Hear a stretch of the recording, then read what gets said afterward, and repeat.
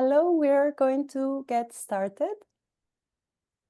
I would like to ask everyone who is able to turn on their cameras to please do so. It is much nicer as a group to see faces rather than still photos or names. Thank you. If you're able to, please do turn on your camera.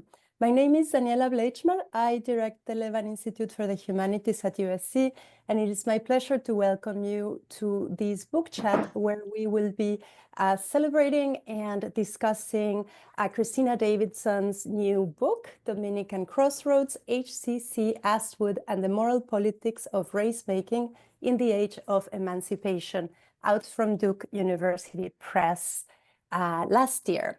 Joining us for this conversation are Leslie Alexander, who is Dr. Martin Luther King Jr. Professor of History at Rutgers University, and Millery Polyné, who is Associate Professor at NYU's Gallatin School of Individualized Study.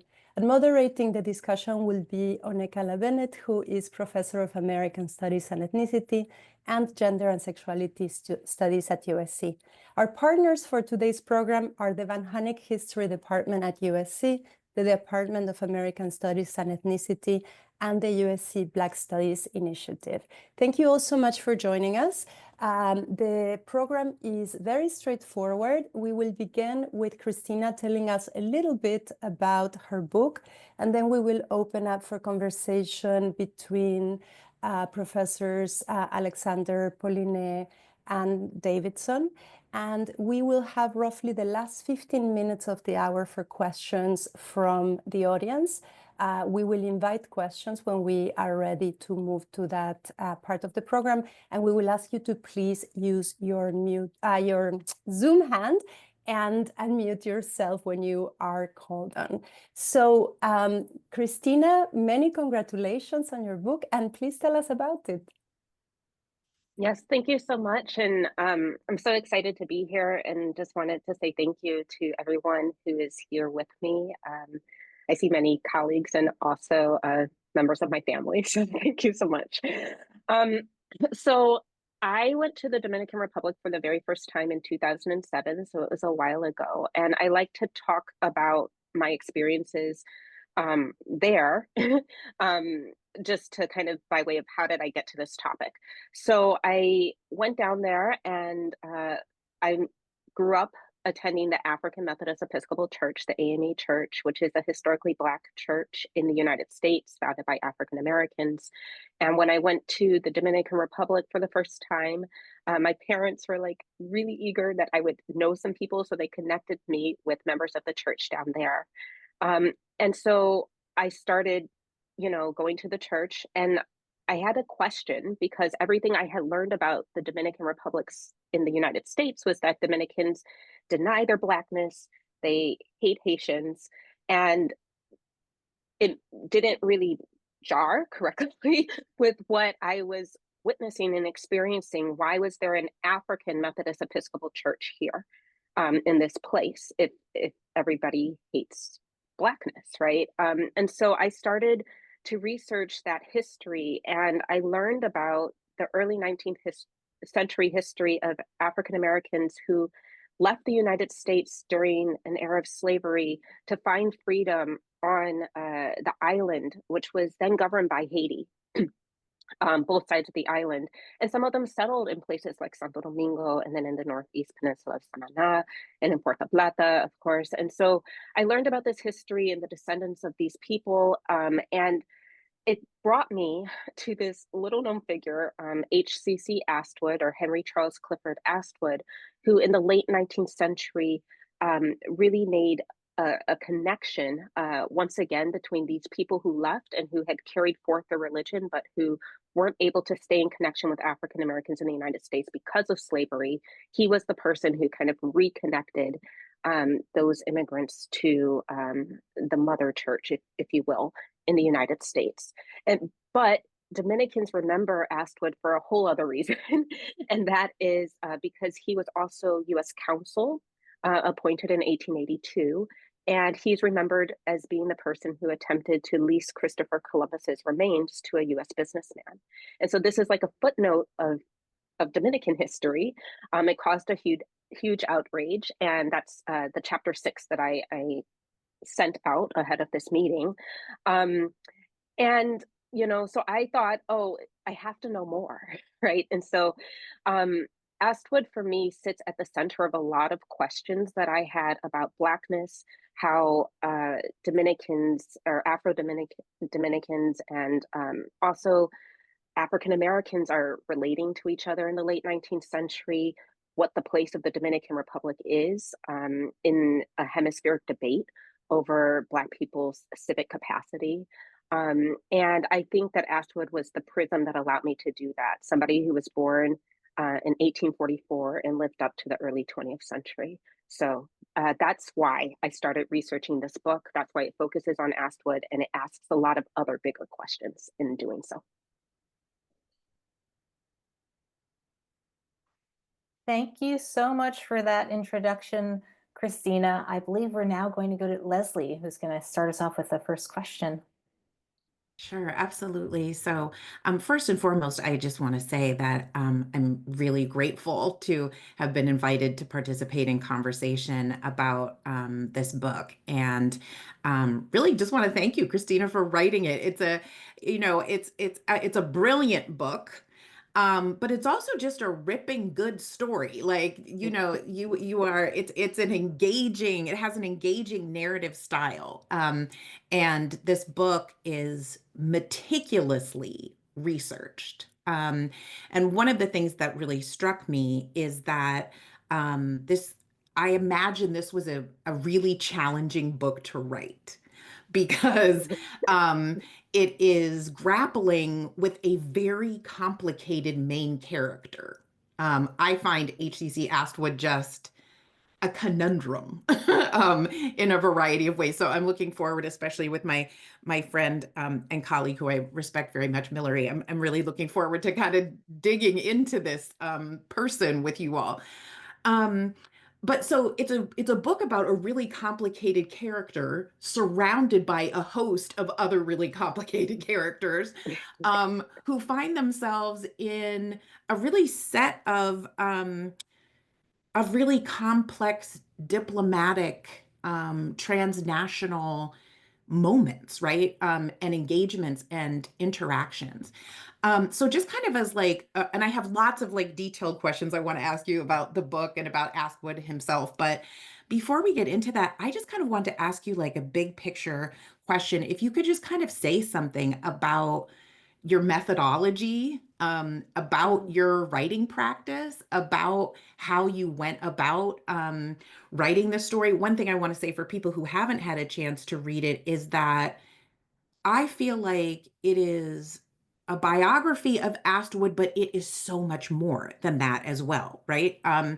And it's even more than kind of a life and times, it really gives us a rich sense of the world, right? That Astwood is occupying at different moments. And again, for those who maybe haven't had a chance to read the whole book, there are places in this, as I'm turning the pages, where I feel like I'm smelling the places you're describing, like I'm walking through them, like you just write in a way that really helps us feel like we have a sense of the spaces that he is occupying and moving through. So I would just love it if you could start by just saying something about your research practice, your methodological approach, and just something about your writing practice. Like, how did you actually go about telling this story?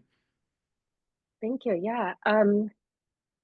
So it wasn't easy to research because, again, somebody who is off now, well, not now, but prior to the book, was a footnote of history, right? He didn't always leave documents. And so I had to go about trying to find him in places, that sometimes are challenging to research. So Looking at diplomatic records in the United States was one place that I was able to find a lot of his writings, as well as in the Dominican Republic, some court records. He shows up in legal documents and also government documents of different kinds, and also and then in newspapers.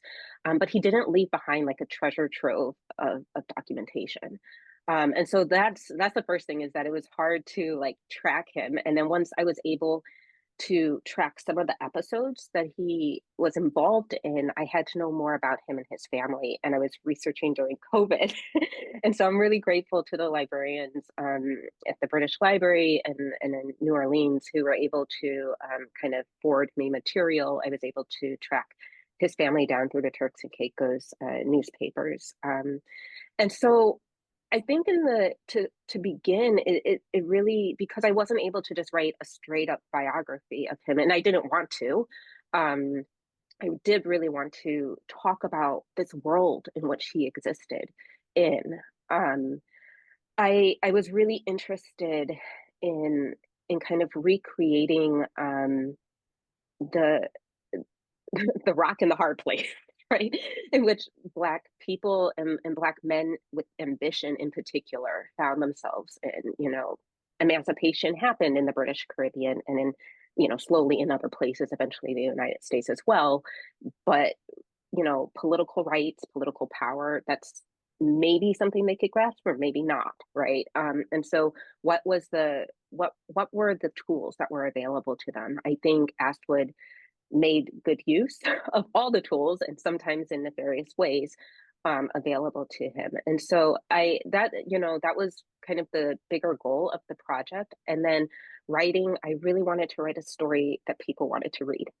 So I don't know, history, you know, to me is a craft, and so is writing. And so his life enabled me to do that. And I think it's important to be able to place ourselves in somebody's shoes, especially when we find less savory or unsavory characteristics of people. It's important to really understand perhaps why they made the decisions that they did. And so that's how I kind of went about the story. Well, along those same, Leslie, did you have a follow-up or? No, please go ahead. Okay. Along those same lines, again, congratulations on the book. As Leslie, Dr. Alexander said, it was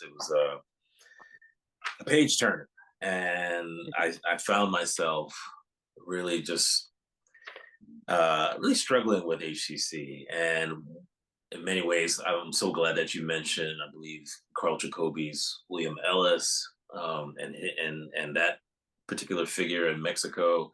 It made me think about Shane White's book on Jeremiah Hamilton, a really problematic figure in New York City, sort of Wall Street era, who White claims is also from Haiti. And so as I think about the question of method, and someone who has been at a sort of interdisciplinary school for many years now, I was thinking about ways in which you sort of engage a little bit with the interdisciplinary, and sort of you talked about sort of the epistolary genre and ways in which you were trying to sort of read into the letters and sort of diplomatic records, and so you're sort of utilizing maybe some literary criticism sort of methods to that, and sort of reading into that, and also thinking about philosophy, thinking about social morality, thinking about religion. So in some ways, and obviously history. So I was curious about that sort of interdisciplinary lens. Was that conscious? Is that something that you're also very much interested in, and how that may have helped in terms of those kinds of lenses? Yeah, thank you for the question. I think yes, right? I'm definitely thinking interdisciplinary. I'm also thinking about method in terms of what can we say when we don't know? Right.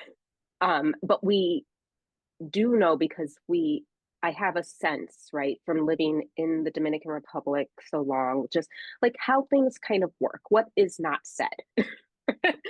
Right. You know, when people, for example, you're referring to chapter 7 with the letters of recommendation, Right. and in this chapter, for those who haven't read it, Astwood has been dismissed, but he refuses to leave his counselor position, and so he goes on a campaign in which he has prominent uh, figures, both white and Black in the United States, who write letters of recommendation, and then also letters of detraction, or basically, you know, saying, no, we don't want him. And it's really in the letters that are against Astwood that I'm able to think through and like see where there are hints of, oh, there's a the sugar planters on the island are really angry with him, right? And so then if I can compare even like the hyperbole in those letters with what's happening that we know contextually with the rise of sugar in the Dominican Republic, and the fact that there are some other controversies going on. I can look at lawsuits, or I can look at the diplomatic records, and I can start to piece together time-wise, like what's happening behind the scenes. Right. And then, you know, tracing the money always helps. So, and so I can do that because they say, oh, well, he stole money on one occasion, but I can actually see like when that money is being replaced, in going back to the diplomatic records, can see who exactly is paying money where. And so this allows me to then kind of think about, in this chapter, I think about the letters as a genre, right, of writing, in which people, you know, we write recommendation letters up into this day. Recommendation letters, we all depend upon them, but essentially what they say is like, you're good or you're bad, right? And so if we can read how morality then is operating as a way of putting somebody forward, or claiming, allowing them to claim interpretation over the past, and then that then gives them power to direct, you know, the future outcome. And in this outcome, Astwood leaves he doesn't get his job back, but he leaves with a clean slate, when we can verify that he actually did, you know, steal large sums of money. And so I think that that's really important to kind of remember that, that the way that the genre works.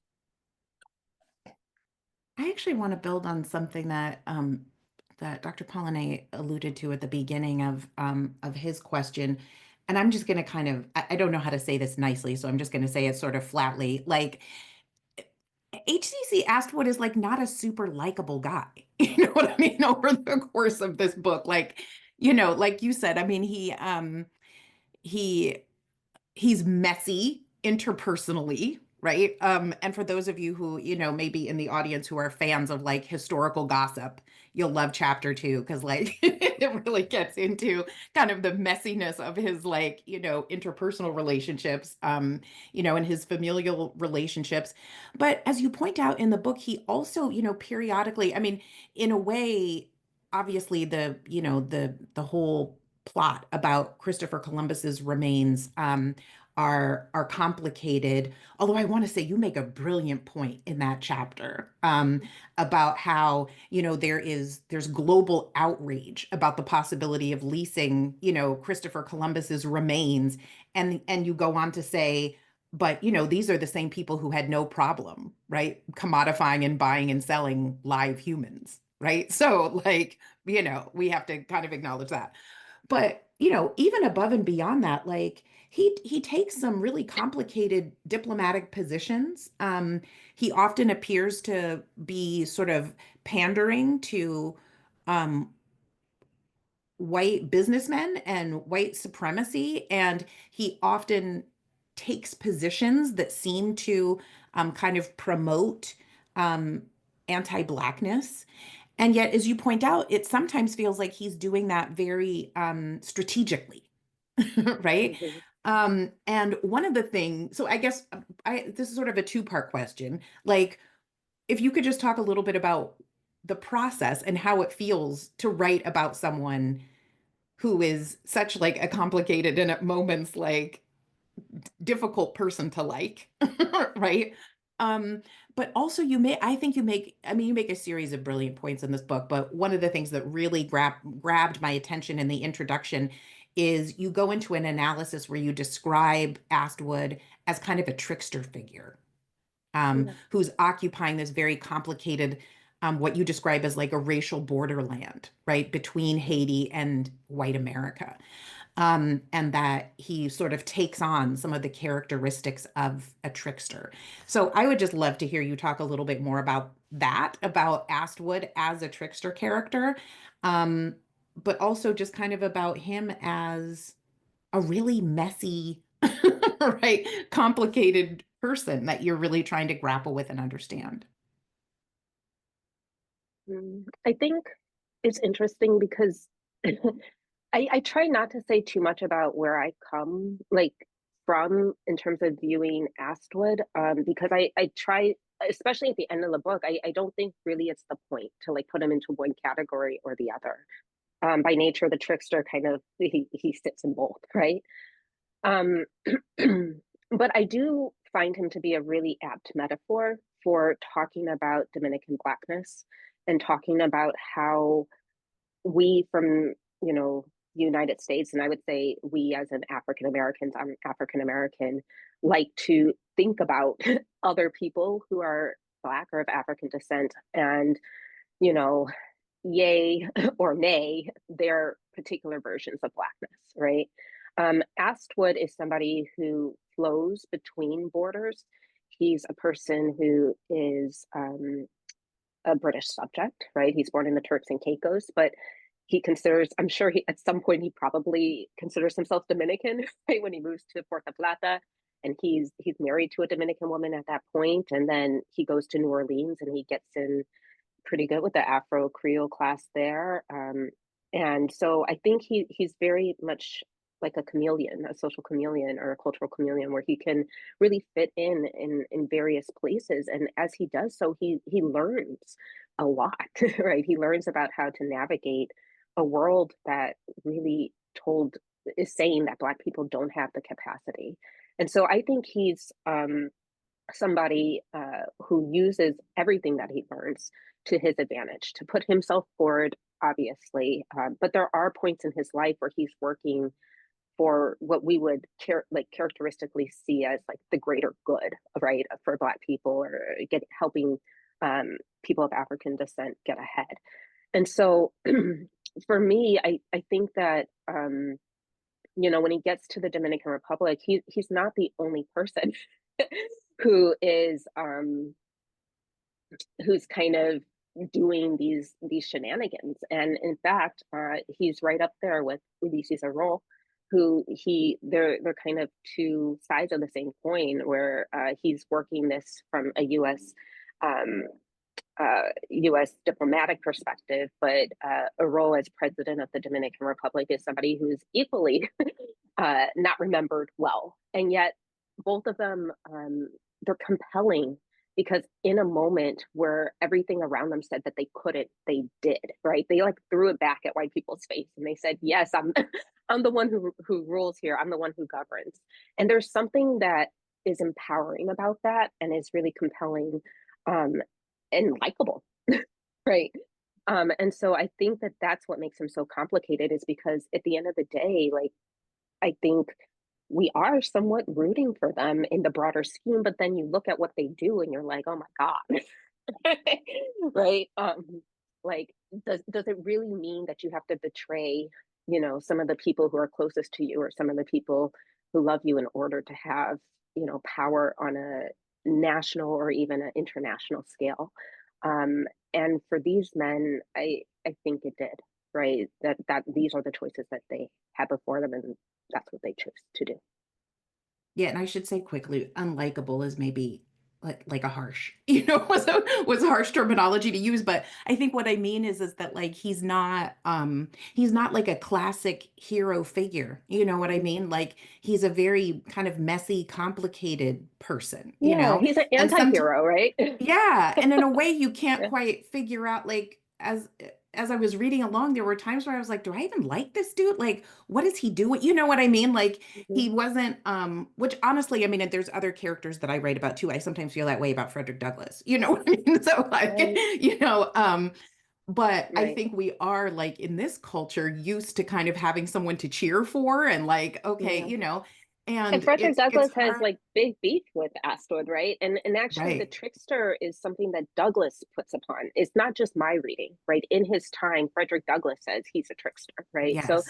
I think that, you know, other people recognized it, you know, and yeah. Yeah. I was just saying, so for me, like the trickster thing was really helpful as a way to kind of figure out how to relate to him. You know what I mean? As a character in this book. But I'm curious, like Millery, how you saw it too. Like how you No, I felt feel, about him as a character. no, I feel like unlikable was apt.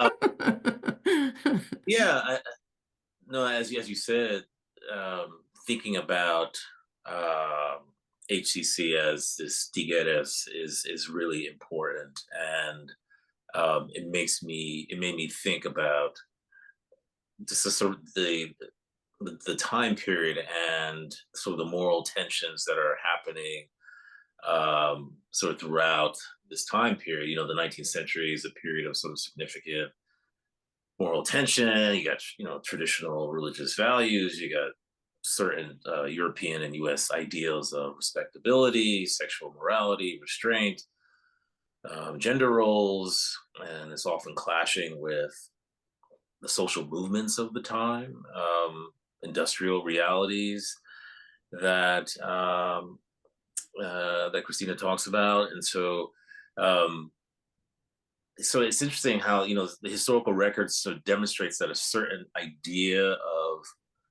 moral concerns and individual behavior and governance with regards to empire building, you know, definitely sort of won out and reigned supreme. And so we see how ACC's trickery colludes, as you say, with empire building and with the very much extractive qualities of capitalism. And so I was interested in how you think about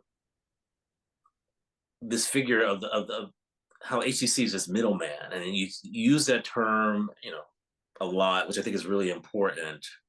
And we also use the term trickster. So I guess I'm curious about, we know how the middleman can be seen as utilizing sort of this conservative approach. I guess I was wondering about the sort of the radical potential of a middleman positionality, and how you what's good about being a middleman that may speak to that other side, as you mentioned, of the things that HCC did in favor or in line aligned with Black solidarity efforts in the 19th century. Is there something particular, unique, or interesting about being a middleman that could help with that aspect? I mean, I think that there is a radical potential if he had made some different choices, right? At the end game, if he had left the Dominican Republic in a way that left people in good standing, or at least tried to make a good faith effort towards that.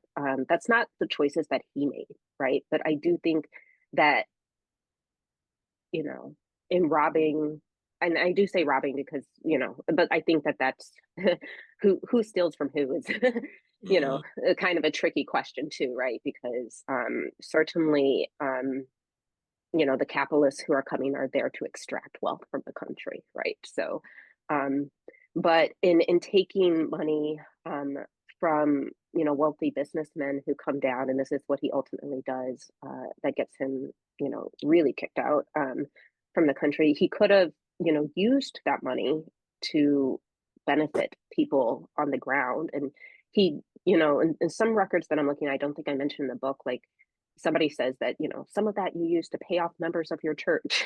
Right?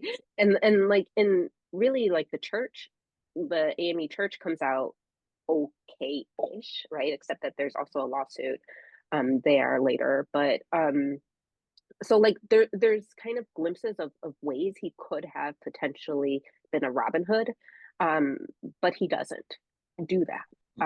And you know, there might be actually real reasons why he doesn't do that. He might have been protecting his family. He has 3 kids that he recognizes and brings back with him to the United States. This might have been their legacy. You know, he eventually goes up to Philadelphia and establishes a newspaper, and this might have been his only way of securing you know, some kind of financial standing in his family in the US, right? And so there's all kinds of reasons why he might not have done better. But yeah, but I do think that there was potential for him to do better, right? I want to take my moderator's prerogative to jump in, because I was, Leslie and I were struck by one of the same brilliant points that you make in the book about the leasing of Columbus's bones.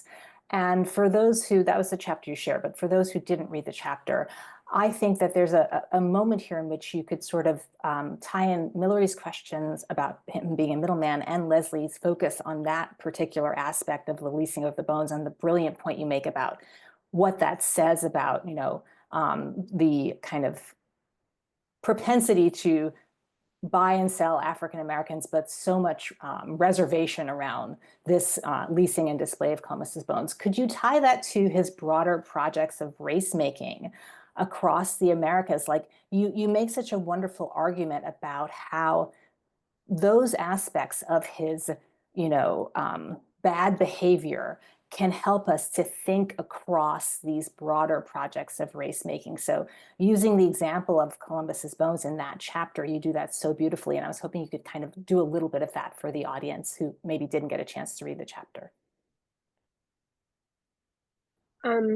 So if I think what I'm hearing you is like, so if we're going to talk about that chapter in particular, one of the things that I talk about is how Astwood finds himself in this in this space where, you know, he is building up and then like breaking down racial borders, right? So by leasing Columbus, he's kind of taking control, or having the U.S. kind of encroach upon the Dominican Republic's claim to whiteness, right? Columbus is a symbol of whiteness, and so he gets lambasted for doing this. And in doing so, the ways in which he's just taken down in such a cruel way, right? In newspapers, right? Who basically, the newspapers are calling him a Black man. They expose sexual secrets, right? And they do all kinds of, you know, sexual innuendos with Astwood. And so he becomes the target. And I think that, you know, anybody in, you know, political power of African descent at this point, you know, can quickly become the target of racist, you know, you know, invective. So I really think that he is somebody as a middleman who is trying to like rise above some of that and try to create a new kind of space for ways of thinking about race, right? Ways of thinking about what the capacity of Black people are. I'm not exactly sure that I've answered your full question. No, but you absolutely have. yeah. Thank you. Yeah. So I think we could maybe do one more from Leslie or Millery, whoever wants to go. Millery, do you want to go? Yeah, I'll go. I have some really sort of simple questions, and I'm wondering, one, I may have missed it in the text, but I was curious about HCC and when the Dominican president Ulysse Herreau passes away, gets assassinated. I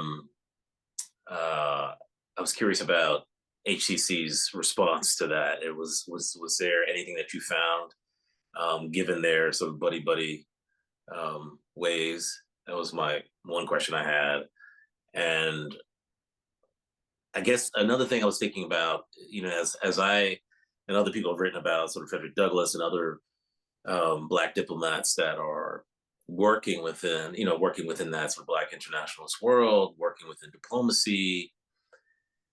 I was wondering how you may have come down on participation, Black participation within government structures, and as you talk about men who are, these capable men, these intelligent men, these men who are striving, aspiring, and seek out ways to gain influence or power. They're working with the government and the state. They see that as important. So I guess I'm curious about, is there something that they may not have seen during that time period? Where do you come down on sort of this state participation of Black folks in the 19th century, and as a road towards liberatory sort of practices and some Black solidarity movements and things like that? Sure. That's such an important question. If I could just like piggyback on that too, just Okay. really quickly too, about like how you see Astwood by comparison to John Mercer Langston, Mhm. right? Who is operating at exactly the same moment, right? But is Mhm. is the representative to Haiti. Okay. Regarding the first one, the reason why I don't mention the book is because Thoreau dies in 1899 and the book kind of stops around 1893. And so Astwood's, I haven't found like an exact response to Thoreau's death, but Astwood is very much still kind of like involved in thinking about the Caribbean. In 1898, he goes down to Cuba for a little bit and tries to like resurrect the AME church there, or just erect it, I should say. And then he also like tries to become consul again, so this isn't like a dead thing. In 1893 he tries again I think in 1901, and so he's still very much like in the midst trying and saying like I know a lot, but I haven't found a direct response to Thoreau. And certainly by in the 1890s, by that point, you can kind of infer, because there's at least one letter in a compilation of letters by Cyrus Vieser, of Thoreau's letters, where Astwood appears, that they're kind of like they're polite with each other, but Thoreau's like he's kind of done with Astwood and he's moved on. Yeah. And so when we think about, let's see, we're thinking about Frederick Douglass, Langston, and where do I come? So these guys are, all operating prior to like the 1890s, right? So like, prior to Plessy v. Ferguson, like, and then what becomes like the nadir, right? So they think, right, like maybe things can go differently. I would surmise that they do. In the 1880s, I make an argument for that in the book, that like this decade is a lesser studied decade, and I think that it is kind of one of those transition points, right? And so I do think that maybe they could do it, but their window is like it's closing, and they kind of know it, and so I think, or at least they can see it, and so they're trying to get some political power, no matter what. They're trying different things.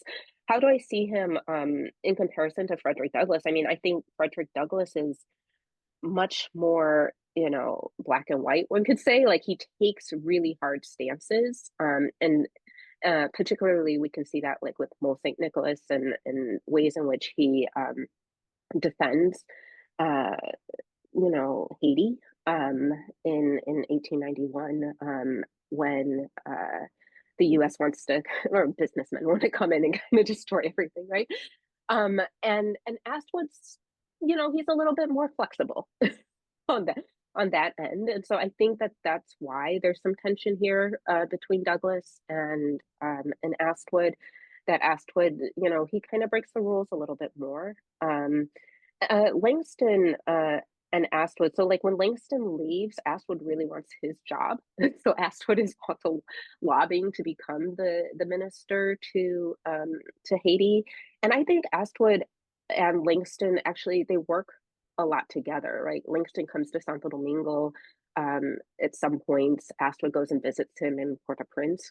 And so I actually don't see them as much at loggerheads as I do with Frederick Douglass and Astwood, as much as, you know, people who they're trying to kind of, you know, meld together. Now, of course, Astwood is all for that as long as Langston kind of stays in his lane in Haiti and allows Astwood to do whatever he wants in Santo Domingo. So there are moments in which Langston is kind of blindsided by Astwood's action.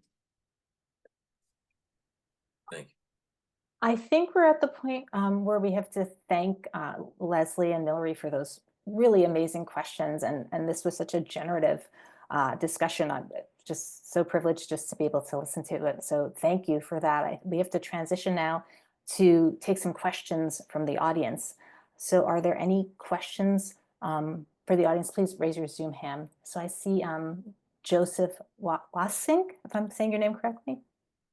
Yes, I originally picked up this book because of knowing Christina, but just want to echo what other people said, that after picking it up, it was just very compelling and a page turner, and I think brought a real depth to the to all of what it was exploring. And so I think one thing that stuck out to me, taking chapter 6 as an example, on the surface level, kind of understanding that Astwood maybe is taking on too much power or is no longer serving the kind of white colonial project and is ousted. But I think one of the things I appreciated you doing was taking this a step deeper and exploring like this idea of actually who is in control of setting morality. And so there's this question of, and religion plays into that too, but the kind of colonial project and who gets to decide like both what is morality and what is fact, which I thought was salient in terms of contemporary politics, but also just made me curious in your research, if that was something that you had a sense of from the beginning, or when did you kind of come to this place of exploring more deeply this idea of like who sets morality?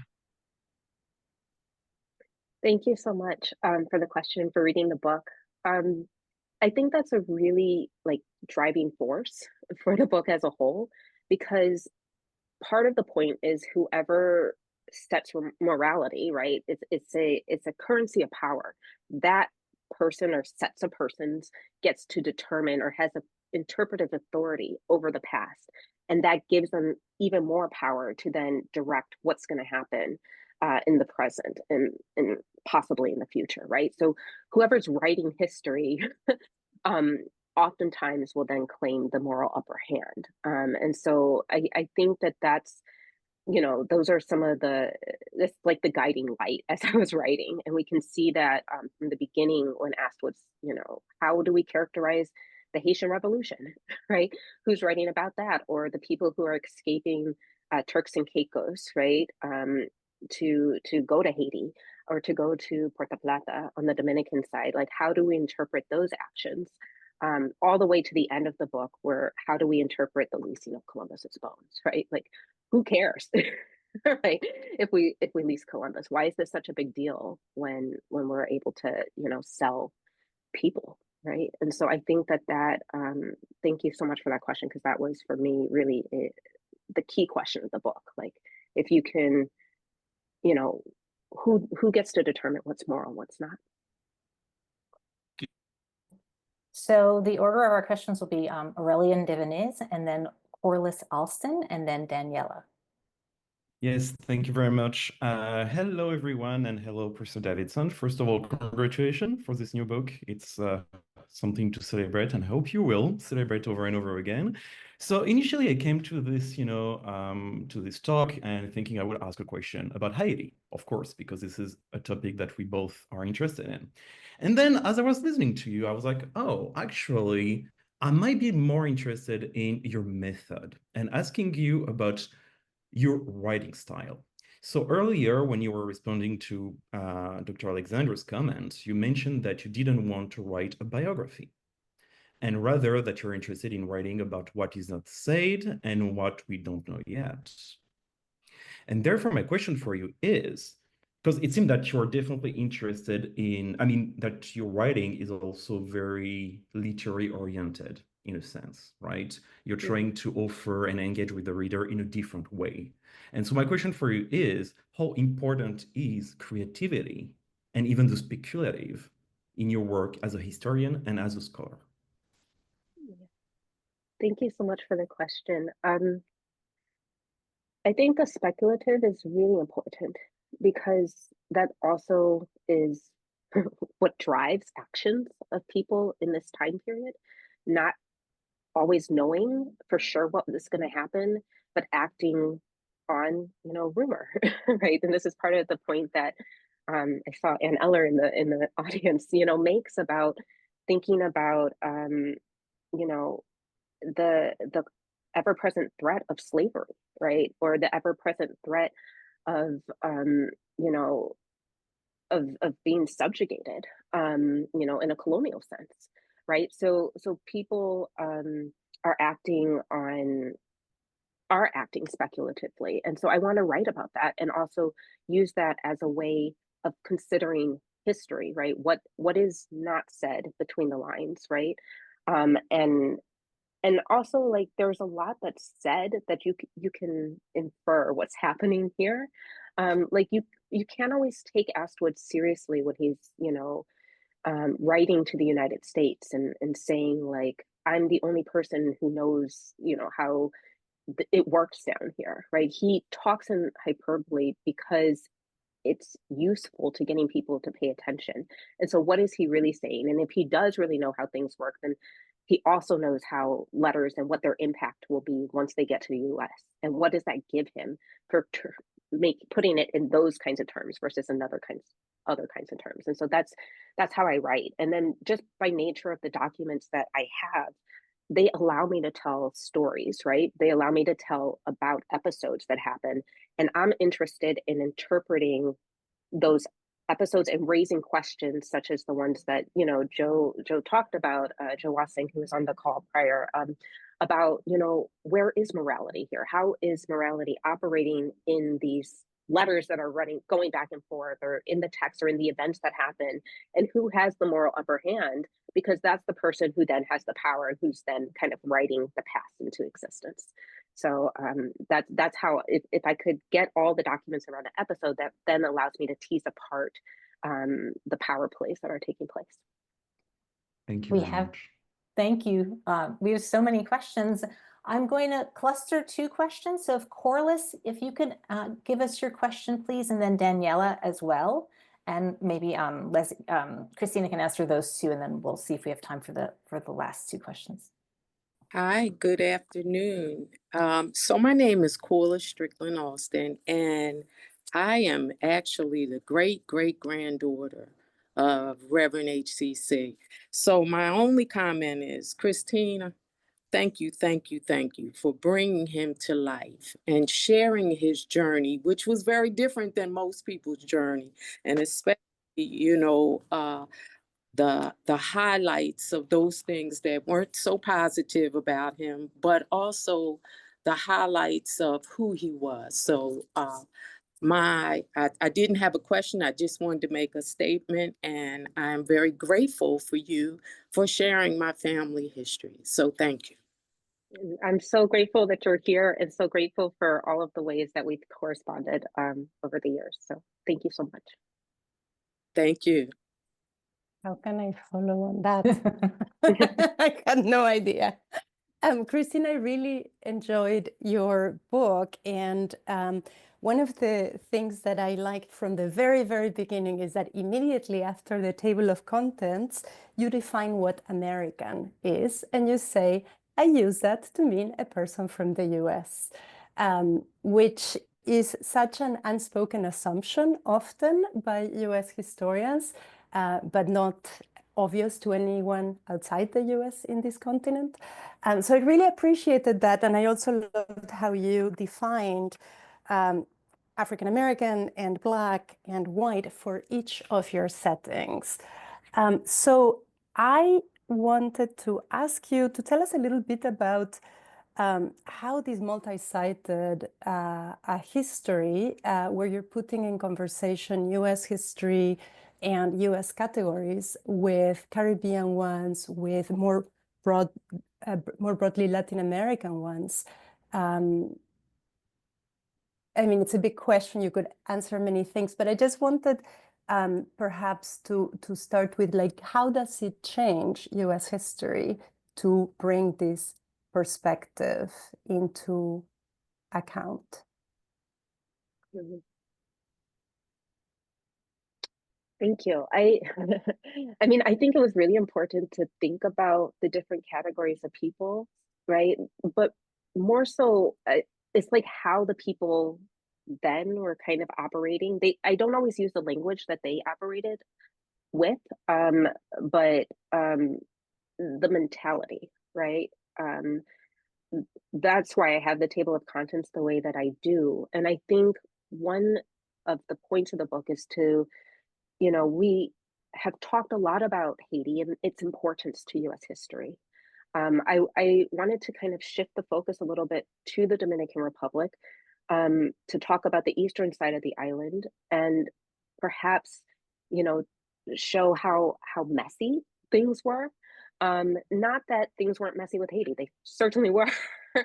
But if, in the ways in which people kind of stereotype, kind of Haiti as being a liberatory space for Blackness and for Black internationalism, the DR really complicates that from the get-go with Astwood's story. And so I think that in terms of, how does it change US history? I'm not sure that it, changes the broad scopes, but it does kind of allow us to think a little bit more about, why the Roosevelt Corollary 1905 was about DR, right? And then DR kind of features quite prominently there. I'm going to just stop because I definitely want to hear these other questions. Thank you so much. Yeah. So Nisi and Caitlin, could you maybe just ask your question very quickly in 30 seconds? I see, you've typed them in the chat. So just in the interest of time, I'll read. Caitlin writes, I'm curious if there was a particular story or anecdote of Astwood that you found in your research that was memorable or funny that you didn't include in the book.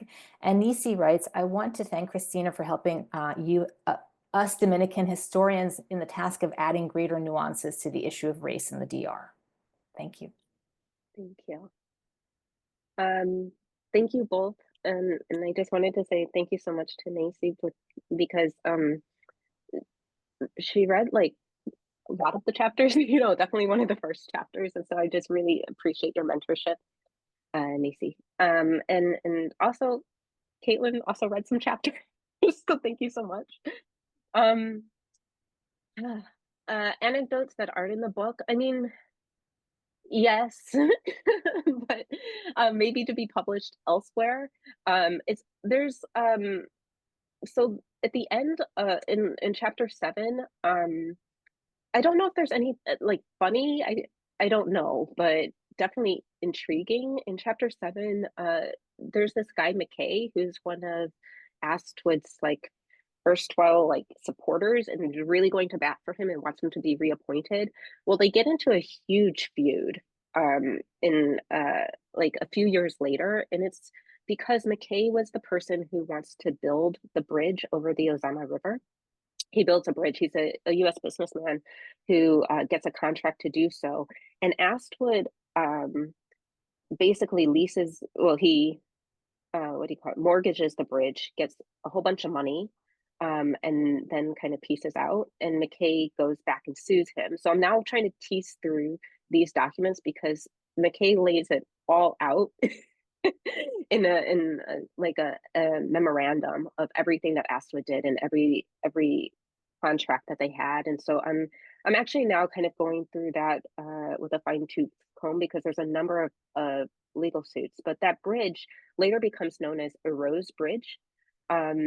And it's kind of one of the symbols of Ero's dictatorship or in the Dominican Republic. And I think that it might be significant. I haven't quite figured it out yet.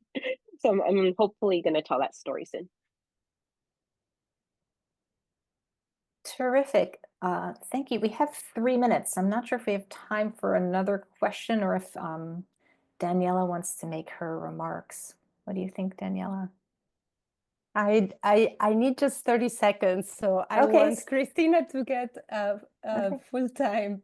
Is there one more question?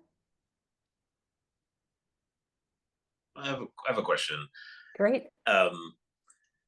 Christina, I think it was important for you to talk about this the specter of Haiti that looms large in the 19th century, and how Dominicans and U.S. and other nations are thinking about Haiti.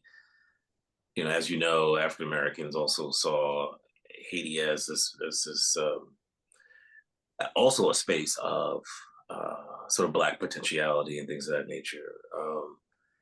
And so I was curious to see how you thought about how that sort of narrative, that sort of discourse, it seems to sort of dissipate, or I assume the larger, not the larger, but the narrative of Haiti being this sort of potential threat to many nations and order and civilization and things of that nature.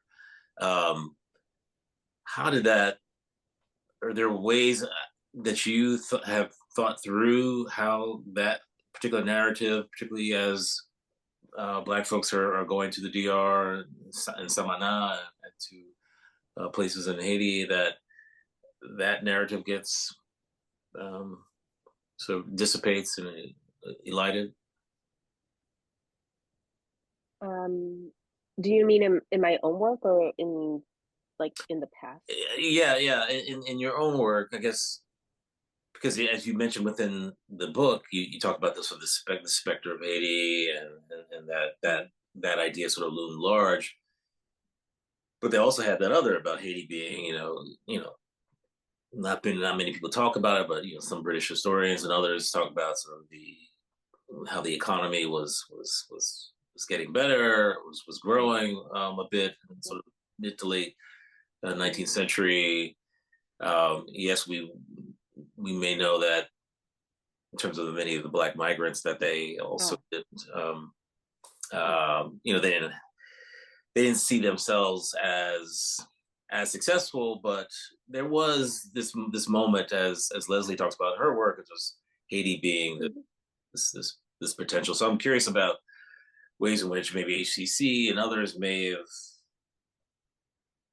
It seems like HCC didn't really see it. No, I think HCC knows that. Okay. I definitely think so, and I think some of the missionaries that I mentioned in the book, I can see. So like there are a couple of Haitian missionaries who go to Wilberforce. Adolphus Neves and Dorse is the name, Samuel Dorse, and they're trained there, and then they come back, and Adolphus actually ends up in the Dominican Republic in Santo Domingo, and he talks about how, Port-au-Prince and Haiti is much more advanced than Santo Domingo, like it's a better place because they have more advanced Protestantism, and that's his reason why. But there is this sense in the minds of African Americans that, it really is Haiti. It's Port-au-Prince and Haiti where you want to be, right? Dominican Republic is kind of like a backwater. And that's kind of part of Astwood's angst, right? That mirrors a lot of the angst of the elite in Santo Domingo, right? Because they're being compared to Haiti. And at this point, right, I make the point in chapter 3, I think, that Haiti, from a diplomatic stance in the US mindset, is beneath, right? Santo Domingo is beneath Haiti, right? So Santo Domingo has to run all of its diplomatic correspondence through Port-au-Prince. And so I think that's one thing in the book that, like, as we're kind of sticking with Astwood and his trickster ways, Haiti gets flattened. And I don't address this enough, I don't think, later in the book, but certainly in the introduction and in the starting chapters where I talk about Haiti's a very complex place, right? And it is this place that is seen like a beacon on the hill for people of African descent, and is very advanced, right, at this time. And so I do think that that gets kind of lost as I trace Astwood and his moral politics. I am very sorry to bring this conversation to a close, but we have run out of time. Many thanks to Leslie Alexander, Millery Polyné, and Oneka LaBennett for this conversation. Thank you all for joining us. And above all, Christina, thank you for this fascinating book, and many, many congratulations. Thank you. And thank you for the opportunity. And thank you to Leslie and Millery too for being here. Thank you. My pleasure. Thanks for having me. Thank you, everyone. Congratulations, Christina.